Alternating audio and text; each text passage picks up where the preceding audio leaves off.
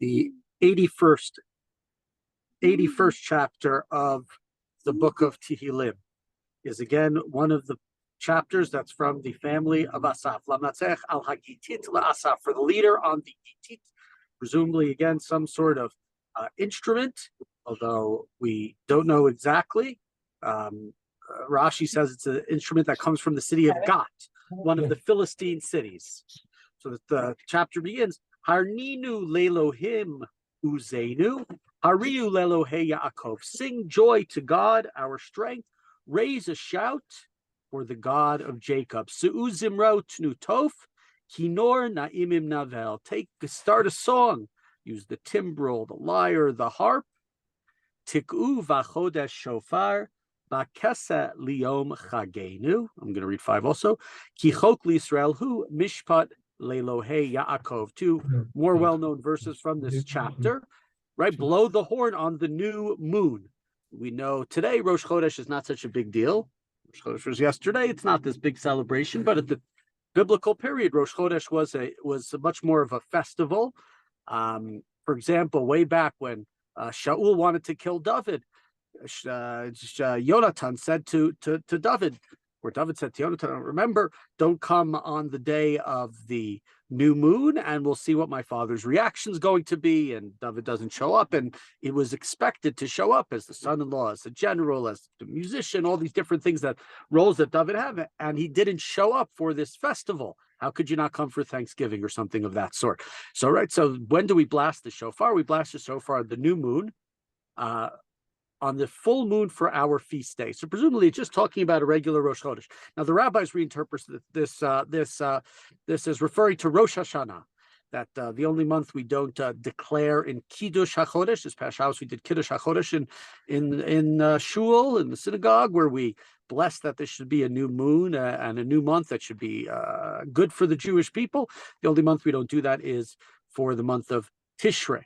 And just when it comes to Rosh Chodesh and the idea that Rosh Chodesh being a holiday, it is a law for Israel, ruling for the God of Jacob. And think about how we have, of course, we think of the solar calendar, the Gregorian calendar, 365 and a quarter days based upon the sun.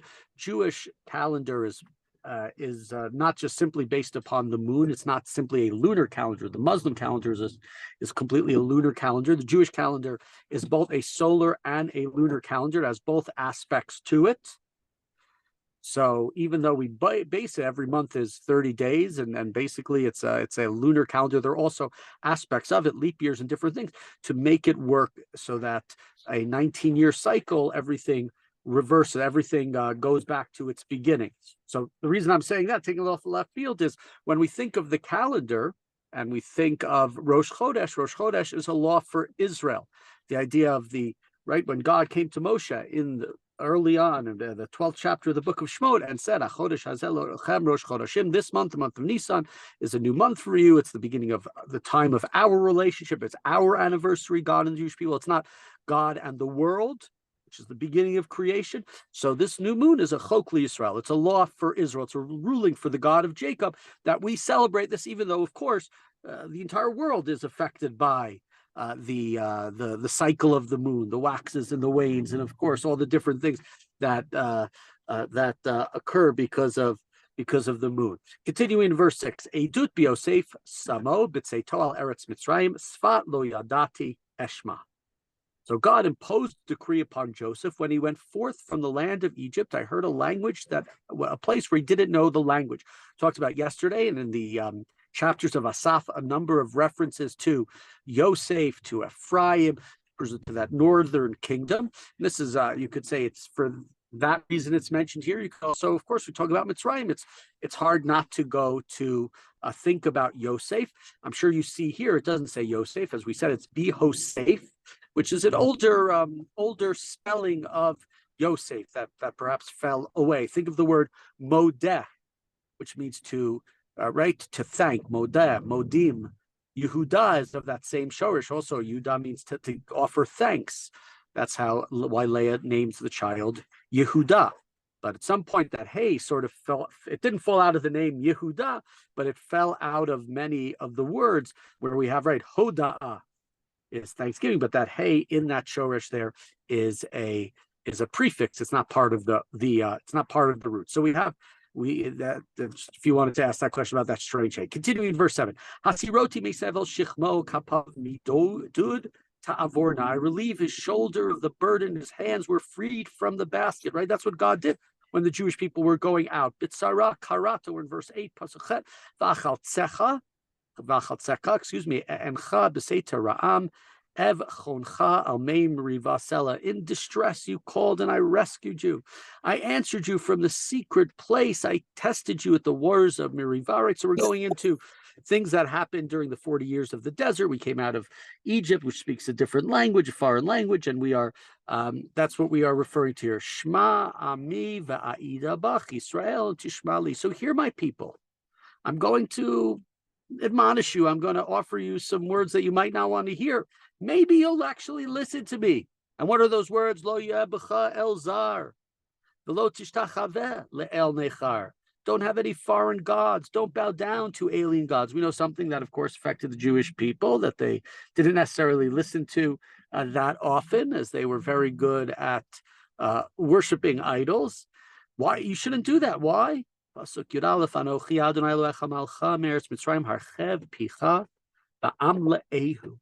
I am the Lord your God who took you out of the land of Egypt.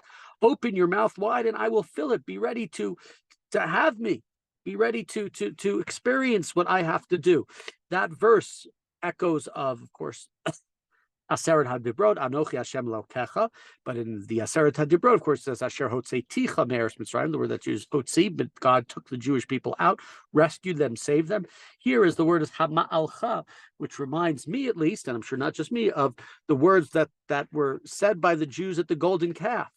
Eila Elohecha Yisrael Asher Ha'elucha Me'eretz Mitzrayim. These are your gods, Israel, who took you, who brought you up, right? Ma'alah, like Aliyah, who brought you up from Egypt. So there may be some sort of irony within that as referring to God saying to the Jewish people, don't worship other gods. However, despite the fact that God says, I will open up your mouth, V'lo shama ami lekoli, Yisrael lo avali. But my people, they didn't listen. They wouldn't obey me. They went in their own ways, they followed their own hearts, they followed their own inclinations, they did what they wanted. They didn't do what I wanted.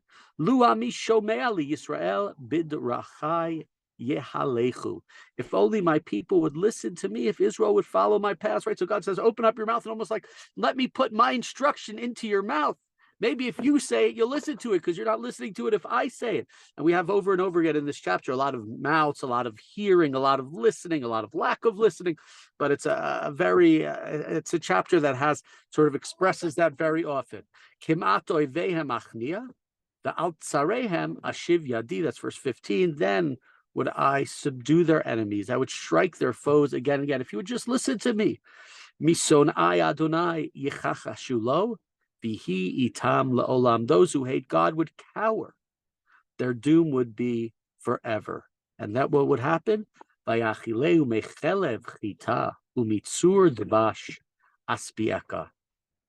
God would feed them, that is to say, the Yosef, the Jewish people, those who exited from Egypt, the ones who he took out.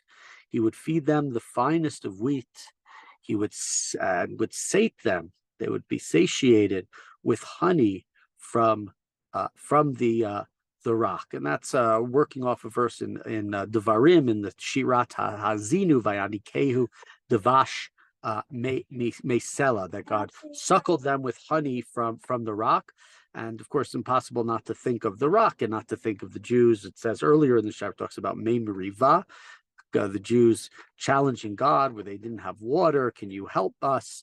And God, of course, gets them water from a rock at different times in the book of Bamidbar and others. So we have here another chapter where the Jews call out to God from a sense of a place where things are not going well for them.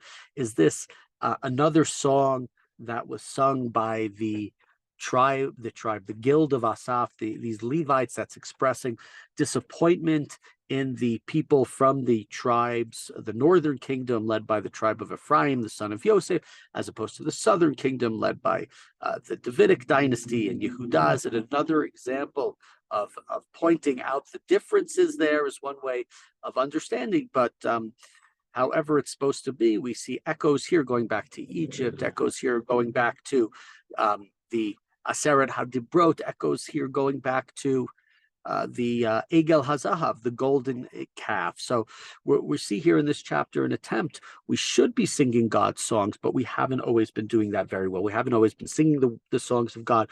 We haven't always listened, and very often, sadly, we have gone down our own path, not the path God says, open up your mouths and I'll put the words in your mouth. You came out with these foreign ideas from a place where you didn't understand the language. And unfortunately, in many ways, the words that you were speaking is still the language of those Egyptians, not the language that I want you to speak, not the language of what God demands of us.